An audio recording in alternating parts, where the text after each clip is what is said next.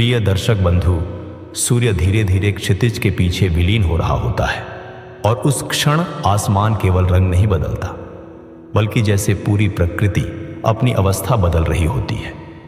दिन की चहल पहल, आवाजें, गतिविधियां सब धीरे धीरे शांत होने लगती हैं और एक ऐसी खामोशी फैलती है जिसे केवल सुना नहीं, महसूस किया जा सकता है।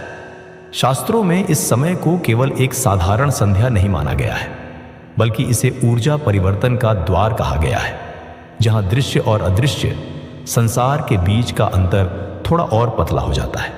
इसी कारण प्राचीन परंपरा में इसी समय दीपक जलाने का विधान बताया गया है, क्योंकि यह दीपक केवल प्रकाश देने वाला साधन नहीं, बल्कि उस अदृश्य संतुलन को स्थिर रखने का माध्यम है जो दिन और रात के बीच बनता है।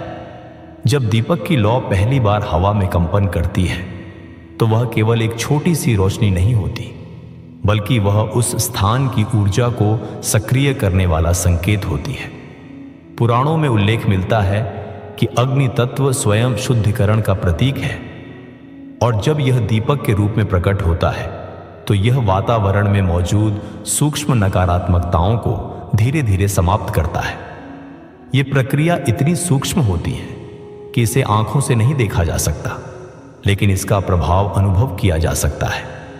घर में एक अलग सी शांति, मन में हल्कापन और वातावरण में एक अदृश्य स्थिरता का अनुभव। आर्षि मुनियों ने इस क्षण को बहुत गहराई से समझा था। उनके अनुसार सूर्यास्त केवल खगोलीय घटना नहीं थी, बल्कि यह प्रकृति के भीतर चल रहे ऊर्जा चक्र का एक महत्वपूर्ण मोड़ था। दिन की सक्रिय ऊर्जा धीरे धीरे समाप्त होती है और रात्रि की स्थिर ऊर्जा प्रवेश करती है, और इन दोनों के बीच का समय सबसे संवेदनशील माना गया है। यदि इस समय को सही तरीके से संभाला जाए तो यह मनुष्य के जीवन में संतुलन और समृद्धि का मार्ग खोल सकता है, लेकिन यदि इसे अनदेखा कर दिया जाए तो धीरे धीरे वही ऊर्जा असंतुलन का रूप ले सकती है। इसी कारण प्राचीन समय में घरों में संध्या दीपक केवल एक रस्म नहीं थी, बल्कि यह दैनिक जीवन का एक आवश्यक हिस्सा था। यह एक ऐसा क्षण होता था जहां पूरा परिवार एक साथ आता था, मन शांत होता था और वातावरण में एक सकारात्मक कंपन उत्पन्न होता था। यह केवल धर्म नहीं था, बल्कि जीवन को व्यवस्थित करने की एक प्राकृतिक विधि थी, जिसे पीढ़ियों ने अनुभव के आधार पर अपनाया था। लेकिन इसी रहस्य के भीतर एक और सूक्ष्म पहलू छिपा हुआ है, जिसे अक्सर लोग समझ नहीं पाते। दीपक का प्रभाव केवल उसकी लौ पर निर्भर नहीं करता, बल्कि उस समय, उस भाव और उस वातावरण पर भी निर्भर करता है जिसमें वह जलाया जाता है। यदि घर में अशांति, अव्यवस्था या नकारात्मक विचारों का प्रभाव अधिक हो तो दीपक की ऊर्जा भी सीमित हो जाती है। वहीं यदि मन शांत हो और वातावरण शुद्ध हो तो वही दीपक एक शक्तिशाली ऊर्जा स्रोत बन जाता है, जो पूरे घर को संतुलित कर देता है। शास्त्र यह भी संकेत देते हैं कि घर केवल भौतिक संरचना नहीं होता, बल्कि वह एक जीवित ऊर्जा क्षेत्र होता है, जो उसमें रहने वाले लोगों की भावनाओं, आदतों और विचारों से प्रभावित होता है। इसलिए दीपक जलाने की परंपरा केवल बाहरी प्रकाश के लिए नहीं, बल्कि आंतरिक अंधकार को भी दूर करने के लिए बनाई गई थी। यह एक ऐसा प्रतीक है जो मनुष्य को याद दिलाता है कि जीवन में केवल बाहर का अंधकार नहीं, बल्कि भीतर का अंधकार भी महत्वपूर्ण होता है, जिसे दूर करना आवश्यक है। धीरे धीरे यह रहस्य और गहरा होता जाता है, क्योंकि इसी परंपरा के पीछे कुछ ऐसे संकेत और चेतावनियां भी छिपी हैं जिन्हें समझना बहुत आवश्यक है, वरना छोटी सी अनदेखी भी घर की ऊर्जा और जीवन की दिशा को बदल सकती है। संध्या का समय जैसे जैसे गहराता जाता है, वैसे वैसे वातावरण की ऊर्जा भी बदलने लगती है।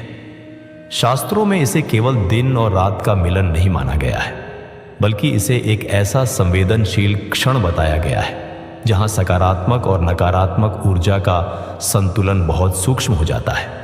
इसी समय दीपक जलाने की परंपरा का महत्व और भी अधिक बढ़ जाता है, क्योंकि यही वह क्षण होता है जब एक छोटी सी चूक भी पूरे वातावरण की दिशा बदल सकती है। आर्षि मुनियों ने स्पष्ट कहा है कि दीपक केवल जलाना पर्याप्त नहीं, बल्कि उसे सही समय, सही भाव और सही स्थान पर जलाना अत्यंत आवश्यक है, क्योंकि यही तीन तत्व उसकी शक्ति को निर्धारित करते हैं। लेकिन मनुष्य की सबसे बड़ी भूल यही होती है कि वह समय को साधारण समझ लेता है।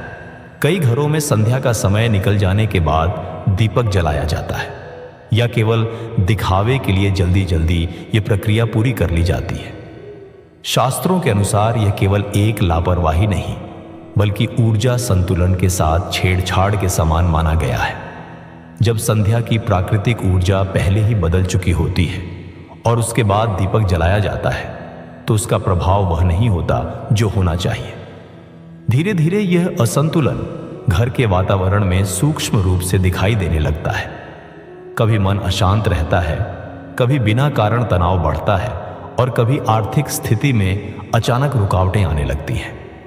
पुराणों में यह भी बताया गया है कि दीपक का सबसे शक्तिशाली प्रभाव उस समय होता है जब दिन और रात के बीच का संक्रमण चल रहा होता है। यह वह क्षण होता है जब प्रकृति स्वयं संतुलन की अवस्था में होती है और उसी संतुलन के साथ किया गया हर कार्य कई गुना अधिक प्रभावशाली हो जाता है। लेकिन यदि यह समय बीत जाए तो वही क्रिया अपने पूर्ण प्रभाव को खोने लगती है। यही कारण है कि शास्त्रों में संध्या दीप को समय पर करने का विशेष महत्व बताया गया है, क्योंकि यह केवल एक अनुष्ठान नहीं बल्कि एक प्राकृतिक नियम का पालन है। एक और गहरा रहस्य यह है कि दीपक का प्रभाव केवल बाहरी क्रिया से नहीं जुड़ा होता, बल्कि उस घर की आंतरिक स्थिति से भी जुड़ा होता है। यदि घर में लगातार कलह, क्रोध या असंतोष का वातावरण बना रहता है तो वहां की ऊर्जा पहले ही असंतुलित हो जाती है। ऐसे में दीपक जलाने का प्रभाव सीमित हो जाता है, क्योंकि नकारात्मक भावनाएं उस सकारात्मक ऊर्जा को स्थिर नहीं होने देती। शास्त्रों में इसे अंतःकरण की अशुद्धि कहा गया है, जो धीरे धीरे बाहरी जीवन पर भी असर डालती है। इसी प्रकार एक और महत्वपूर्ण चेतावनी दी गई है कि यदि दीपक केवल दिखावे के लिए जलाया जाए बिना श्रद्धा और ध्यान के, तो उसका आध्यात्मिक प्रभाव लगभग समाप्त हो जाता है। प्राचीन आर्षियों का मानना था कि किसी भी कर्म की शक्ति उसके पीछे के भाव से जुड़ी होती है। यदि भाव शुद्ध नहीं है तो क्रिया केवल एक यांत्रिक प्रक्रिया बनकर रह जाती है, जिसका वास्तविक फल नहीं मिलता। धीरे धीरे यह भी देखा गया है कि जिन घरों में संध्या के समय शांति और नियमितता बनी रहती है, वहां जीवन में स्थिरता अधिक होती है। वहीं जिन घरों में इस समय अव्यवस्था, अनियमितता या लापरवाही होती है, वहां धीरे धीरे जीवन में अस्थिरता का अनुभव बढ़ने लगता है। यह कोई अचानक होने वाली घटना नहीं होती, बल्कि यह एक धीमी प्रक्रिया होती है जो समय के साथ स्पष्ट रूप लेती है। शास्त्र यह भी संकेत देते हैं कि दीपक केवल प्रकाश का प्रतीक नहीं, बल्कि यह चेतना का प्रतीक है। जब यह जलता है तो यह मनुष्य को याद दिलाता है कि जीवन में अंधकार केवल बाहर नहीं, भीतर भी होता है, और उसे दूर करना उतना ही आवश्यक है जितना बाहरी प्रकाश को बनाए रखना। यही कारण है कि दीपक को केवल एक वस्तु नहीं, बल्कि एक जीवित संदेश माना गया है। लेकिन इस पूरी परंपरा के पीछे कुछ ऐसे गहरे रहस्य भी छिपे हैं जिन्हें समझना बहुत जरूरी है, क्योंकि कुछ ऐसी गलतियां हैं जो धीरे धीरे घर की समृद्धि को प्रभावित कर सकती है, और कुछ ऐसे संकेत हैं जो यह बताते हैं कि घर की ऊर्जा संतुलन खो रही है। शास्त्रों में यह स्पष्ट चेतावनी दी गई है कि दीपक जलाने की प्रक्रिया में की गई छोटी सी गलती भी धीरे धीरे बड़े परिणाम दे सकती है। और यही कारण है कि इसे केवल एक परंपरा नहीं, बल्कि एक जिम्मेदारी माना गया है। जब मनुष्य संध्या के समय को हल्के में लेने लगता है और दीपक जलाने में लापरवाही करता है, तो सबसे पहले उसका असर घर के वातावरण पर दिखाई देता है। प्रारंभ में यह बदलाव बहुत सूक्ष्म होता है, जैसे मन में बिना कारण बेचैनी, नींद में कमी या घर में अनावश्यक तनाव का बढ़ना। लेकिन समय के साथ यही छोटी बातें बड़े असंतुलन का रूप ले लेती हैं। पुराणों के अनुसार सबसे बड़ी गलती यह मानी गई है कि दीपक को बिना किसी भाव या श्रद्धा के जलाया जाए। केवल दिखावे के लिए किया गया कोई भी कर्म अपनी वास्तविक शक्ति खो देता है।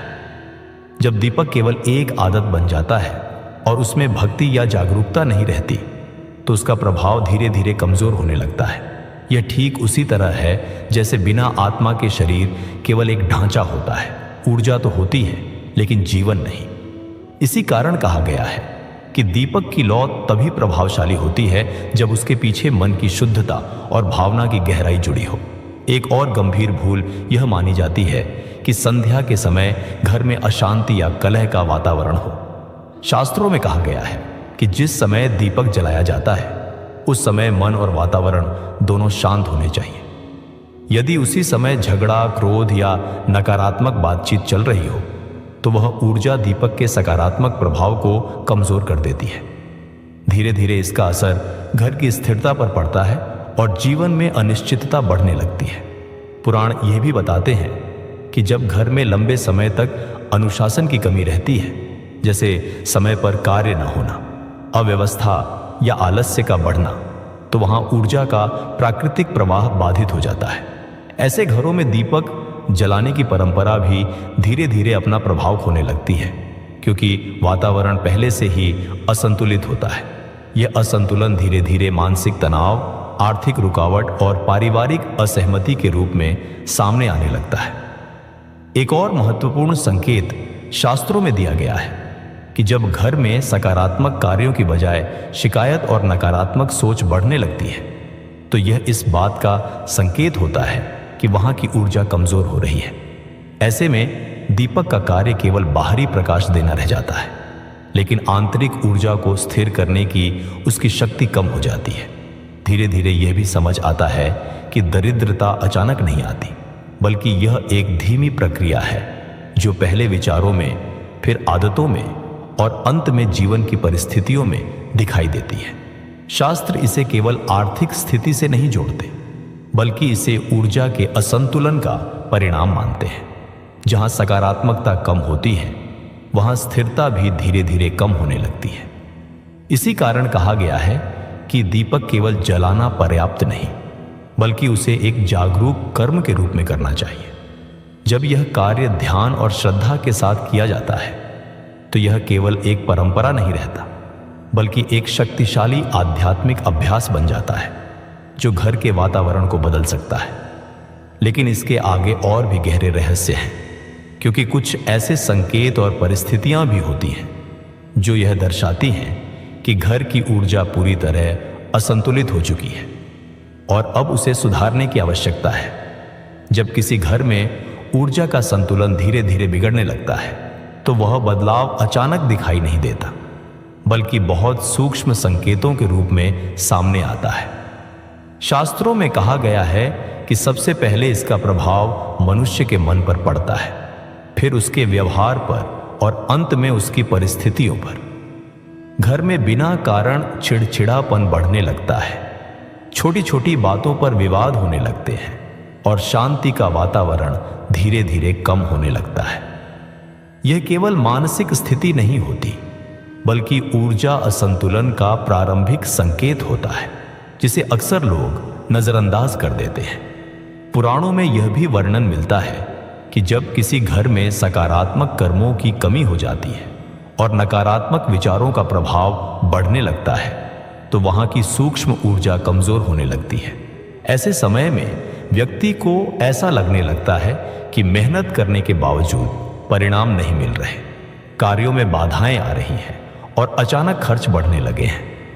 ये सब केवल बाहरी परिस्थितियां नहीं होती, बल्कि अंदरूनी ऊर्जा प्रवाह के कमजोर होने का परिणाम होती है। एक और महत्वपूर्ण संकेत ये होता है कि घर में बिना कारण वस्तुएं टूटने लगती हैं, चीजें खोने लगती हैं या छोटी छोटी गलतियां बार बार होने लगती हैं। शास्त्रों के अनुसार यह केवल संयोग नहीं होता, बल्कि यह इस बात का संकेत है कि उस स्थान की ऊर्जा अब स्थिर नहीं रही। जब ऊर्जा स्थिर नहीं होती तो जीवन में भी स्थिरता कम होने लगती है। धीरे धीरे व्यक्ति को यह भी महसूस होने लगता है कि वह जितना प्रयास कर रहा है उतना परिणाम नहीं मिल रहा। यह स्थिति केवल भाग्य का दोष नहीं होती, बल्कि ऊर्जा और कर्म के बीच संतुलन टूटने का परिणाम होती है। जब घर का वातावरण सकारात्मक नहीं रहता तो व्यक्ति की मानसिक क्षमता भी प्रभावित होती है, जिससे निर्णय लेने की शक्ति कमजोर होने लगती है। शास्त्रों में यह स्पष्ट रूप से कहा गया है कि घर केवल रहने की जगह नहीं होता, बल्कि वह एक जीवित ऊर्जा केंद्र होता है। यदि वहां की ऊर्जा शुद्ध और संतुलित होती है तो जीवन में प्रगति स्वाभाविक रूप से होती है। लेकिन यदि वही ऊर्जा असंतुलित हो जाए तो जीवन में रुकावटें आने लगती हैं। यह प्रक्रिया धीरे धीरे होती है, इसलिए लोग अक्सर इसके मूल कारण को समझ नहीं पाते। इसी संदर्भ में दीपक की भूमिका और भी महत्वपूर्ण हो जाती है, क्योंकि यह केवल प्रकाश का साधन नहीं बल्कि ऊर्जा को पुनः संतुलित करने का माध्यम माना गया है। जब संध्या के समय दीपक सही भाव से जलाया जाता है तो यह घर के वातावरण में एक स्थिरता लाता है। लेकिन जब यह परंपरा टूट जाती है या केवल औपचारिकता बन जाती है तो धीरे धीरे वही संतुलन कमजोर होने लगता है। पुराण यह भी संकेत देते हैं कि दरिद्रता केवल धन की कमी नहीं है, बल्कि यह उस स्थिति का नाम है जहां सकारात्मक ऊर्जा कम और नकारात्मक ऊर्जा अधिक हो जाती है। ऐसे घरों में भले ही संसाधन हों, लेकिन मानसिक शांति और संतुलन की कमी बनी रहती है। यह स्थिति समय के साथ और गहरी हो सकती है यदि इसे समझकर समय पर सुधार न किया जाए। धीरे धीरे यह रहस्य और स्पष्ट होने लगता है कि जीवन में आने वाली रुकावटें केवल बाहरी कारणों से नहीं होती, बल्कि उनके पीछे एक सूक्ष्म ऊर्जा प्रणाली काम करती है। और इसी प्रणाली को संतुलित करने के लिए प्राचीन परंपराओं में दीपक, संध्या और श्रद्धा जैसे तत्वों को अत्यंत महत्वपूर्ण माना गया है। लेकिन इस पूरी कहानी का सबसे गहरा हिस्सा अभी बाकी है, क्योंकि कुछ ऐसे अंतिम संकेत और समाधान भी बताए गए हैं जो यह स्पष्ट करते हैं कि कैसे घर की खोई हुई ऊर्जा को फिर से वापस लाया जा सकता है। जब यह समझ धीरे धीरे गहरी होने लगती है कि घर का वातावरण केवल दीवारों और वस्तुओं से नहीं बनता, बल्कि वहां बहने वाली सूक्ष्म ऊर्जा से बनता है, तब मनुष्य को वास्तविकता का एक नया दृष्टिकोण मिलता है। शास्त्रों में कहा गया है कि जीवन में स्थिरता, शांति और समृद्धि केवल बाहरी प्रयासों से नहीं आती, बल्कि आंतरिक और बाहरी दोनों ऊर्जा के संतुलन से उत्पन्न होती है। और इसी संतुलन को बनाए रखने के लिए प्राचीन परंपराओं में दीपक जलाने को अत्यंत महत्वपूर्ण माना गया है।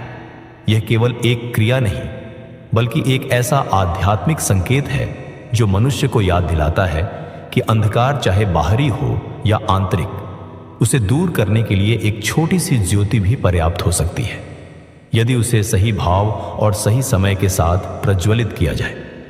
धीरे धीरे यह रहस्य और स्पष्ट होता है कि दरिद्रता केवल धन की कमी का नाम नहीं है, बल्कि यह उस स्थिति का नाम है जहां सकारात्मक ऊर्जा कम होने लगती है और जीवन में संतुलन बिगड़ने लगता है।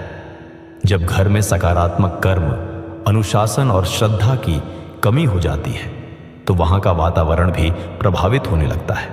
ऐसे में व्यक्ति को ऐसा महसूस हो सकता है कि मेहनत करने के बावजूद परिणाम नहीं मिल रहे, अवसर हाथ से निकलते जा रहे हैं और मन में एक अजीब सी बेचैनी बनी रहती है। शास्त्र इसे केवल भाग्य नहीं मानते, बल्कि इसे ऊर्जा के असंतुलन का संकेत मानते हैं, जिसे समय रहते समझना आवश्यक होता है। लेकिन इसी गहराई के भीतर एक आशा भी छिपी होती है।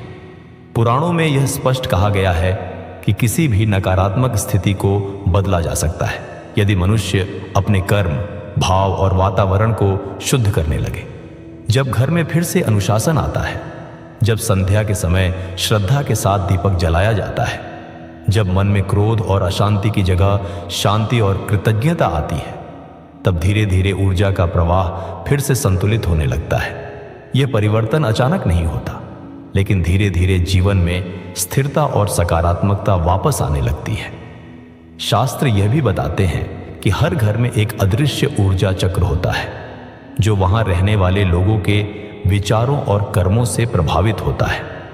यदि यह चक्र सकारात्मक दिशा में चलता है तो जीवन में उन्नति स्वाभाविक हो जाती है, लेकिन यदि यह चक्र नकारात्मक दिशा में चला जाए तो जीवन में बाधाएं उत्पन्न होने लगती हैं।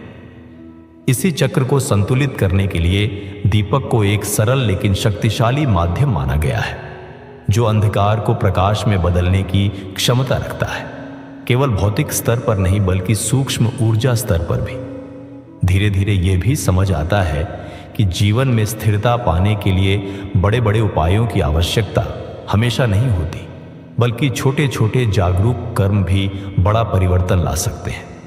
जब मनुष्य अपने दैनिक जीवन में थोड़ी जागरूकता और श्रद्धा जोड़ता है तो उसका पूरा वातावरण बदल सकता है। यही कारण है कि प्राचीन परंपराएं केवल विश्वास नहीं बल्कि अनुभव और अवलोकन पर आधारित थी। और अंत में सबसे बड़ा संदेश यही मिलता है कि दीपक केवल घर को रोशन करने के लिए नहीं जलाया जाता, बल्कि ये मनुष्य के जीवन को भीतर और बाहर दोनों स्तरों पर प्रकाशित करने का प्रतीक है। जहां प्रकाश होता है वहां अंधकार टिक नहीं पाता, और जहां जागरूकता होती है वहां दरिद्रता और अस्थिरता धीरे धीरे समाप्त होने लगती है। इस पूरी कथा का सार यही है कि जीवन में छोटी सी ज्योति भी बड़े अंधकार को मिटा सकती है, यदि उसे सही समय, सही भावना और सही समझ के साथ अपनाया जाए। धन्यवाद।